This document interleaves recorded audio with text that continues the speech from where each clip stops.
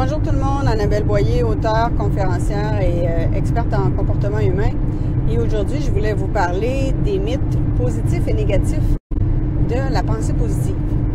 Je me suis fait poser beaucoup de questions. Je suis toujours un peu surprise de devoir répondre à ces questions-là parce que ça fait quand même plusieurs décennies qu'on parle de pensée positive et il y a plusieurs psychologues qui ont pris une orientation plus axée là-dessus.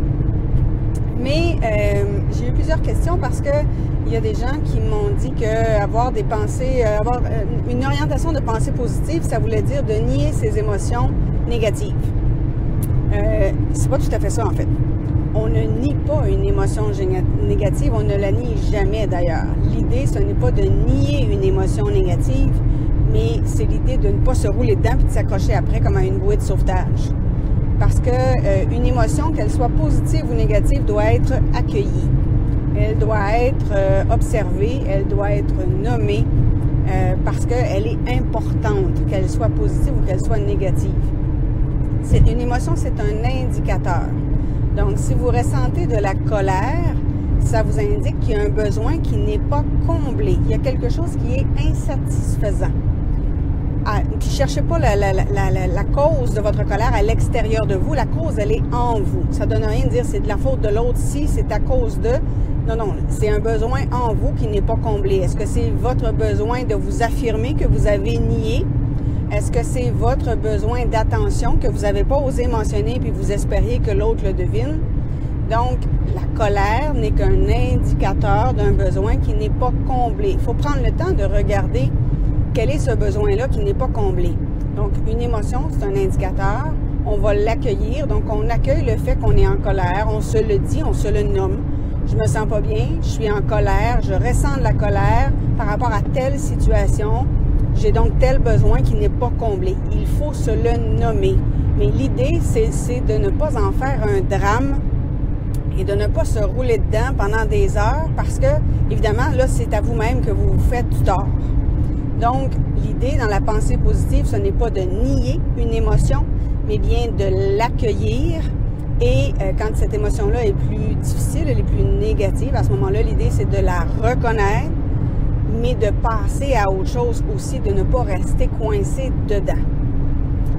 Quand j'ai des gens qui me disent « Oh, mais avec moi, la pensée positive, ça marche pas, de toute façon, ça n'a jamais marché », bon, il faut savoir que si vous vous répétez des mantras tous les jours, je m'aime et je suis fière de moi, des choses comme ça, et qu'il n'y a pas d'amélioration, puis là, vous faites des petits rituels, vous faites des lettres à l'univers, et là, vous indiquez ce que vous voulez, et que ça ne fonctionne pas, la question à se poser, c'est quel est votre ressenti?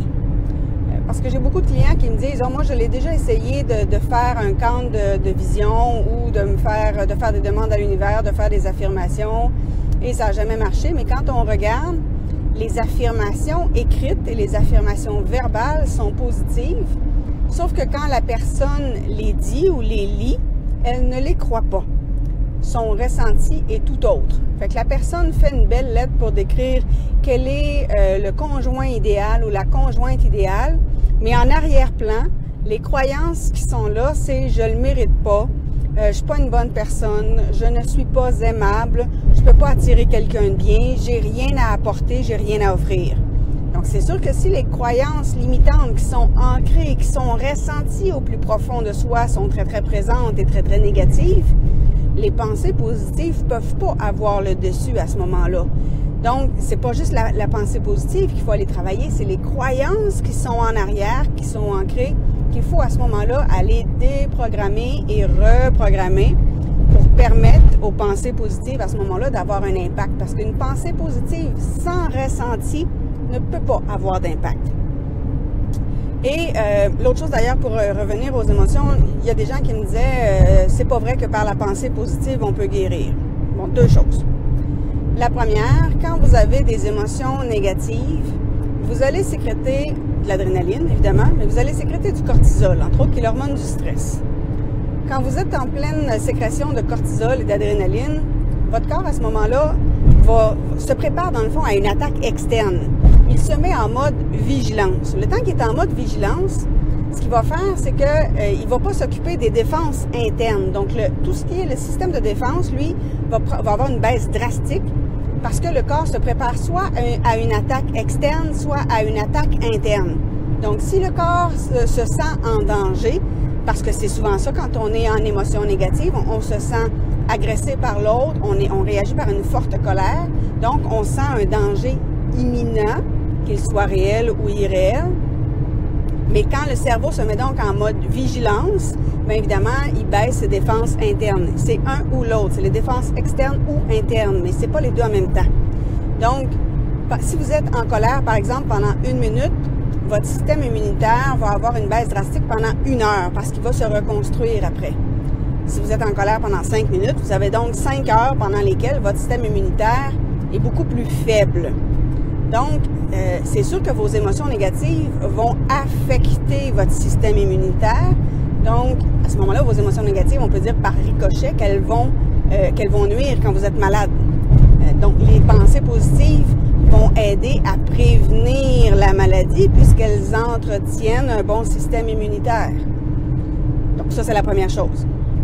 L'autre chose, c'est qu'il y a ce qu'on appelle l'effet placebo et l'effet nocebo. Vous avez sûrement déjà entendu parler de l'effet placebo, qui était des expériences qui avaient été faites où on avait donné à certaines personnes un vrai médicament, puis à d'autres personnes, on avait donné des comprimés de sucre. Et on s'est rendu compte que les gens à qui on avait donné un comprimé de sucre en leur faisant croire que c'était un médicament extrêmement puissant, avaient les mêmes résultats, voire de meilleurs résultats que ceux à qui on avait donné le vrai médicament. Parce que quand le cerveau croit en quelque chose, il se met en action. Donc, le cerveau ne fait pas la distinction entre le réel et l'imaginaire, puis il se met lui-même dans le même mode que si c'était réellement un vrai médicament. C'est ce qu'on appelle l'effet placebo. Mais il y a l'effet nocebo aussi. Donc, si vous ne croyez pas du tout en quelque chose, il y a beaucoup moins de chances qu'un traitement fonctionne. Donc, si vous ne croyez pas du tout à la pensée positive, bien, il y a des bonnes chances que ça ne marche pas. Parce que justement, vous y croyez pas. Donc, ça ne donnera pas grand-chose. Moi, on m'avait déjà fait essayer, par exemple, des traitements d'homéopathie. J'étais étudiante en sciences pures à l'époque et je ne comprenais pas le principe de l'homéopathie, alors je n'y croyais pas du tout. Alors, j'ai besoin de vous dire que ça n'a pas marché, mais pas pantoute. Alors que quelques années plus tard, on m'a fait voir un acupuncteur et ça, je comprends mieux comment ça fonctionne. Donc, j'y accordais une plus grande crédibilité. Si j'y accorde une plus grande crédibilité, ça a plus de chances de fonctionner. Donc, il y a l'effet placebo et l'effet nocebo qui viennent entrer en ligne de compte aussi dans la pensée positive. Donc, est-ce que la pensée positive va être le miracle pour tous vos maux? Non. Parce que de toute façon, quand la maladie s'est instaurée dans votre corps, elle peut aller assez loin que vous allez avoir quand même besoin de soins traditionnels. Mais la pensée positive va augmenter votre potentiel de guérison en essayant de stabiliser le plus possible et d'augmenter votre système immunitaire. Donc, c'est là où ça va être aidant. Est-ce que ça va vous guérir à tous les coups? Non. Parce qu'il y a plein d'autres choses qui doivent entrer en ligne de compte. Ça dépend aussi de la gravité de votre maladie. Mais c'est un élément parmi tant d'autres. Puis je vous suggère de l'utiliser le plus possible, de mettre toutes les chances de votre côté. Sur ça, bien évidemment, si vous avez envie de d'autres capsules, vous pouvez me retrouver sur ma chaîne YouTube et sur ma page à Facebook. Et on se retrouve bientôt pour une prochaine capsule. Au revoir.